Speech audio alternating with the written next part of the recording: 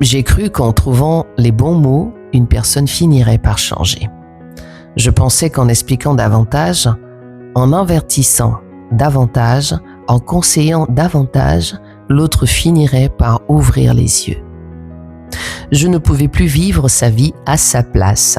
Bienvenue dans les entretiens Masuki. Et un jour, je me suis rendu compte d'une chose. On peut aimer profondément quelqu'un sans pouvoir décider à sa place. J'ai vu une personne que j'aime prendre les mêmes décisions, faire des mêmes erreurs, revenir avec les mêmes explications, les mêmes justifications, comme si chaque conversation repartait toujours du même endroit. Pendant un moment, je me suis demandé « Qu'est-ce que je n'arrive pas à lui faire comprendre ?» Puis une autre question est arrivée et elle a tout changé.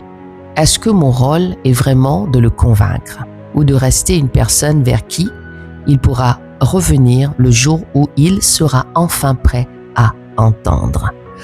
En transformation relationnelle, nous rencontrons parfois ce que j'appelle l'illusion de responsabilité. C'est ce moment où l'amour nous fait croire que nous sommes responsables des choix d'une autre personne. Nous cherchons les mots parfaits, le bon raisonnement, le bon conseil, comme si la transformation dépendait uniquement de notre capacité à convaincre. Mais une relation arrive toujours à une frontière. Cette frontière, c'est la liberté de l'autre. Nous pouvons éclairer, questionner, avertir, encourager, mais nous ne pouvons pas choisir à sa place.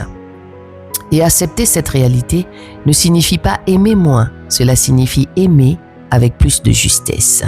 Parce que parfois la plus belle preuve d'amour n'est pas de porter la vie de l'autre sur nos épaules, c'est de rester présent sans abandonner la vérité tout en respectant sa responsabilité. Bien sûr, au cabinet Masuki, nous croyons qu'une relation devient plus saine lorsque chacun retrouve sa juste responsabilité. Aimer quelqu'un ne signifie pas vivre à sa place.